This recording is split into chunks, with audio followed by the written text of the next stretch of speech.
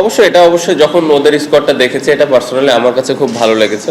তারা আপনি যেটা বললেন যে হালকাভাবে নেয় নাই, এবং এই রেসপেক্ট বা এই বিষয়টা আমার মনে হয় টিমের প্রত্যেকটা প্লেয়ার আর্ন করছে। আমরা লাস্ট যেভাবে 2-3 বছর ধরে টেস্ট ক্রিকেটটা খেলছি, আমার মনে হয় যে এই জায়গায় আরও ইমপ্রুভমেন্টের জায়গা আছে। আস্তে আস্তে আপনি দেখবেন যত ভালো আমরা ক্রিকেট খেলবো অপোনেন্ট তত সিরিয়াসলি আমাদের নেওয়া শুরু করবে। সো আমি জানি না তাদের কি প্ল্যান, বাট এখান থেকে আমি পার্সোনালি এই বিষয়টা খুব এনজয় করেছি। নাহিদ রানার বিষয় যেটা বললেন আনফর্চুনেট, থাকলে অবশ্যই ভালো হতো, বাট এগেন ইনজুরি আসলে আমাদের কারো কন্ট্রোলে নাই। না, একটা ভালো জিনিস যে আমাদের দর্শকরা প্রত্যেকটা সিরিজে অনেক আকাঙ্ক্ষা থাকে তাদের, তাদের এক্সপেকটেশন যে আমরা প্রত্যেকটা ম্যাচ জিতবো, উইচ ইজ মানে আমার মনে হয় একটা পজিটিভ দিক। এবং 23 বছর আগে হয়তো এই জিনিসটা ছিল না। সো আমি যদি অ্যাচিভমেন্টের কথা বলি তাহলে এটা একটা ভালো অ্যাচিভমেন্ট যে এখন বাংলাদেশের মানুষ যে কোনো টিমের এগেনস্টে জেতার কথা চিন্তা করে। সো আমাদের চেষ্টা ওটাই থাকবে যে আমরা যেই টিমের এগেনস্টেই খেলি, যেই কন্ডিশনেই খেলি, সেই কন্ডিশনটা যেন আমরা অ্যাডাপ্ট করে দলকে জিতাতে পারি।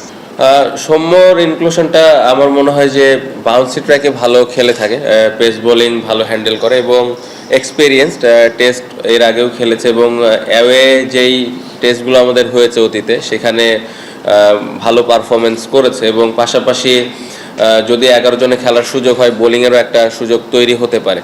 সো এই সব মিলায়ে চিন্তা করে সৌম্যকে দলে ইনক্লুড করা, এবং আমার মনে হয় যে লাস্ট এনসিএলটা যেরকম খেলেছে আমার মনে হয় যে ভালো একটা শেপে আছে, ইনশাল্লাহ ভালো কিছু করবে। আমাদের টিমে স্পিনার যে কোনো কন্ডিশনে যে কোনো জায়গায় সবসময় ভালো করেছে।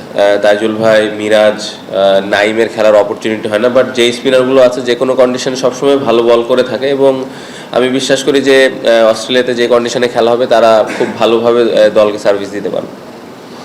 যদি 4টা ডান হাতি হতো তাহলে তো এই কোশ্চেন হয় না।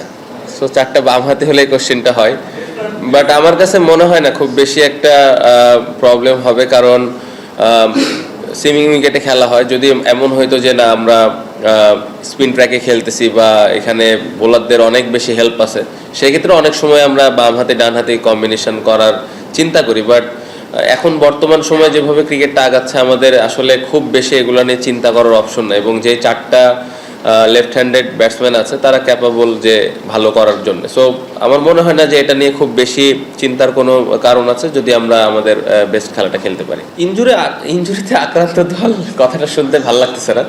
ইনজুরি হতেই পারে, আমার মনে হয় যে হ্যাঁ অবশ্যই আপনি নাহিদ রানা, শরীফুল বা লিটন দাস অবশ্যই অনেক ইম্পর্টেন্ট ক্রিকেটার, বাট পাশাপাশি যারা দলে আছে তারাও আমার মনে হয় যে অনেক বছর ধরে খেলতেছে। সো এটা একটা আমি বলবো যে যারা সুযোগ পেয়েছে ওই জায়গায় তাদের জন্য একটা বড় অপরচুনিটি যে তারা কত ভালো করতে পারে। সো আপনি দেখবেন যখন এই প্লেয়ারগুলো ভালো করবে তখন বাংলাদেশ টিমের জন্য ভালো। ক্যাপ্টেন হিসেবে আমি সবসময় আমার বেস্ট প্লেয়ারগুলোরই পাবো, এটা আসলে আশা করাটাও বোকামি হবে। সো আমার দলে যারা আছে, যারা যখন সুযোগ পাবে বা যারা খেলার অপরচুনিটি পাবে তাদের উপরে আমার পূর্ণ বিশ্বাস আছে, এবং তারা যদি তাদের বেস্ট খেলাটা খেলতে পারে এখান থেকেও বাংলাদেশ টিম ভালো করা সম্ভব।